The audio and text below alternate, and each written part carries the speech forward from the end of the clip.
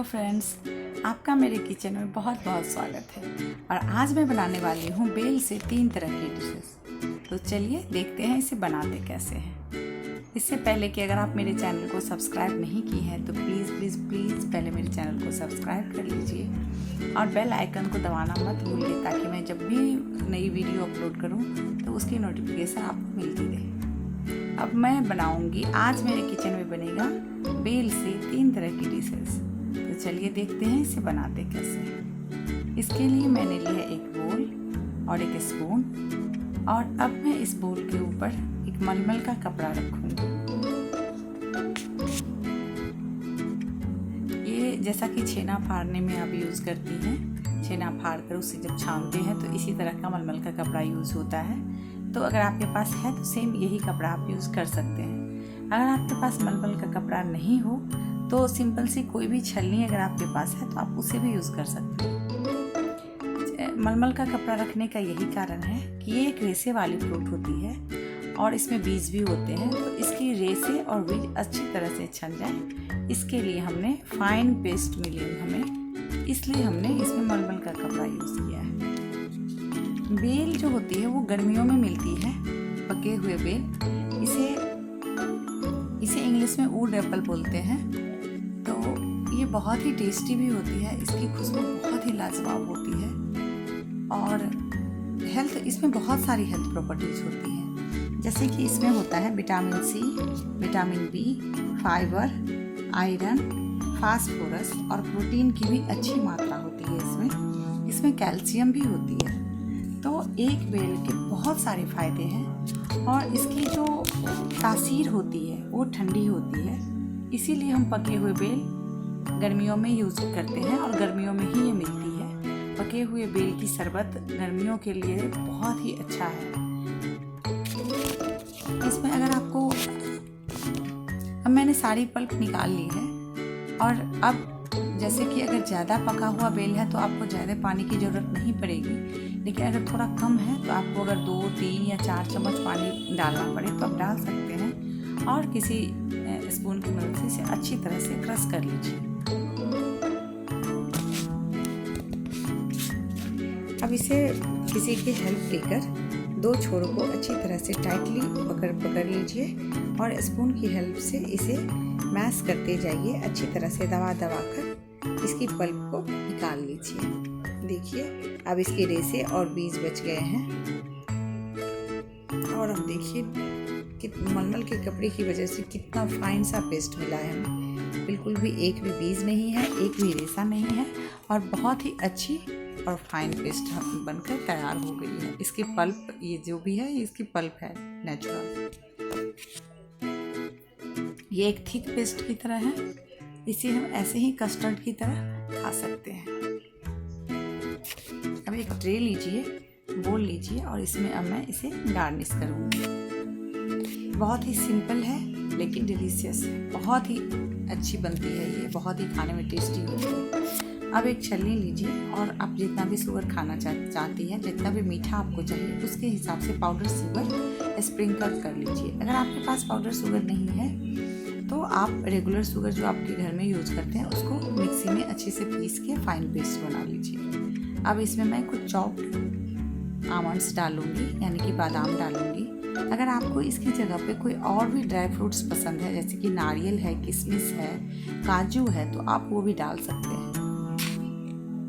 अब जो पल्प अब मेरी एक डिशेस तो रेडी हो चुकी है।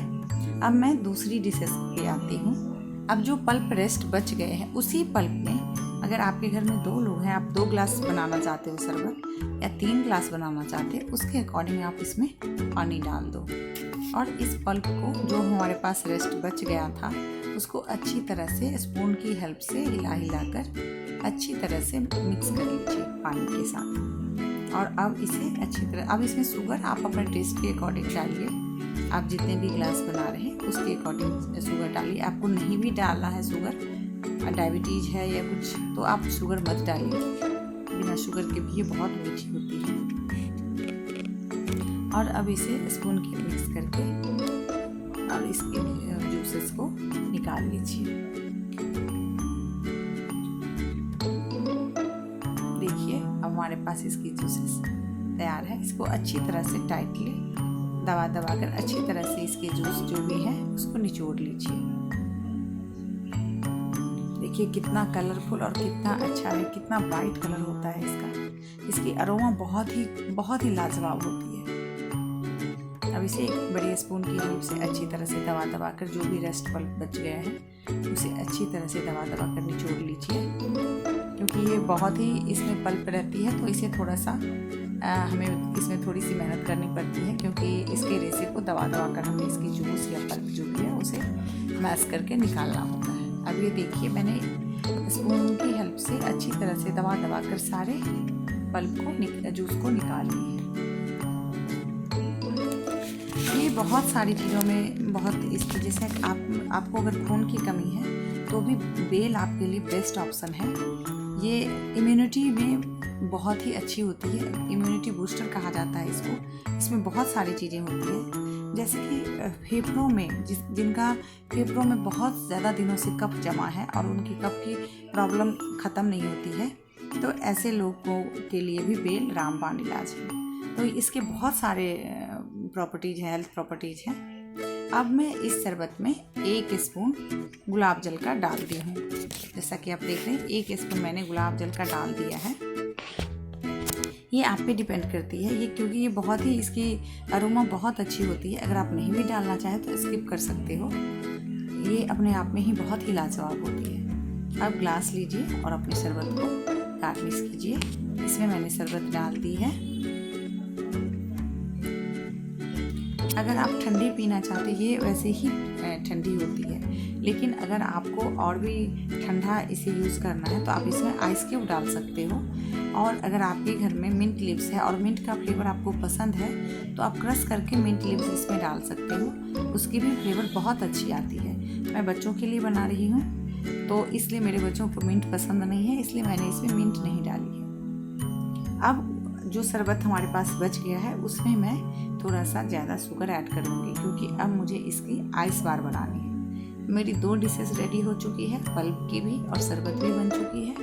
और अब जो मैं बना रही हूँ वो आइस बार है। इसके लिए उसी शरबत में मुझे थोड़ी सी चीनी और ऐड करना होगा, क्योंकि आइस जमने के बाद हल्की मीठी हो जाती है, इसलिए थोड़ा सा ज़्यादा डाल रही हूँ मैं। और अब मैं इसमें कटे हुए जो बादाम बचे हैं वो भी मैं डाल दूँगी। अगर आपके बच्चे ऐसे खाना नहीं पसंद करते हैं, क्योंकि बच्चों को हर चीज़ें पसंद नहीं आती है, उनको बड़े प्यार से खिलाना होता है। अब इस तरह की मैंने आइस ट्रे ली है जिसमें मैं आइस बार जमाऊंगी। ये इजीली मिल जाती है मार्केट में, या ऑनलाइन भी आप इसे परचेज कर सकते हैं। मैंने भी ऑनलाइन ही परचेज की है। इस तरह से आप इसके ढक्कन निकाल लीजिए, इसके ऊपर की जो कवर है उसको निकाल लीजिए। और अब इसमें आप अपने जो जूसेस आपने रखे हैं वो डाल दीजिए। आइस बार थोड़ी सी मीठी होनी चाहिए, क्योंकि ये आइस जमने के बाद फीकी हो जाती है, इसलिए इसमें मैंने एक्स्ट्रा शुगर डाली है। इस तरह से आप इसको भर लीजिए।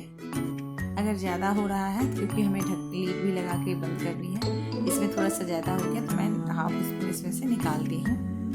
अब इस तरह से अपने लीड को इसमें कवर कर दीजिए, क्योंकि यही स्टिक जो है ये आइस बार में काम आएगी, क्योंकि स्टिक हमें चाहिए होगी खाने के लिए, पकड़ने के लिए। मैंने इस तरह से इसकी लीड लगा दी है। और अब मैं देखिए कितना सुंदर कलर आया है। अब मैं इसे 7 से 8 घंटे के लिए फ्रीजर में डीप फ्रीज होने के लिए रख दूँगी। देखिए 7 से 8 घंटे बीत चुके हैं और अब मेरा आइस बार बिल्कुल जम के तैयार हो चुका है। आइस बार को निकालने से पहले एक बार उल्टा करके आप इस पर पानी डाल दीजिए, नॉर्मल पानी, ताकि ये इजीली निकल पाए। अब मैं इस तरह से अपने आइस बार को निकाल लूँगी। बच्चों को खिलाने के लिए कोई भी चीज़ थोड़े से आपको करनी पड़ती है कोशिश, तो मैंने भी यही कोशिश की है कि मेरे बच्चे आसानी से ये खा लें।